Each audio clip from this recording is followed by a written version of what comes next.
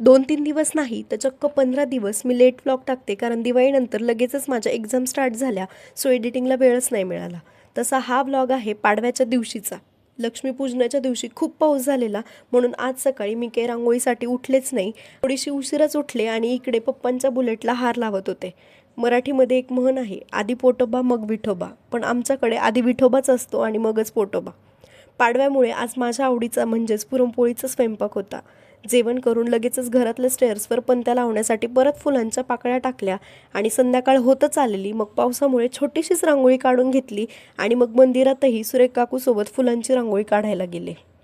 घरी येऊन स्वतःचं आवरलं आणि आजही मी साडीच घातलेली होती. पणत्या लावून घेतल्या आणि मग रामाचं दर्शन घ्यायला गेले आणि तिथे मला धैर्या आणि श्रावणी भेटली. श्रावणी म्हणजे माझ्या काकांची मुलगी, जी पुण्यात असते, सो फक्त दिवाळीतच आमची भेट होते.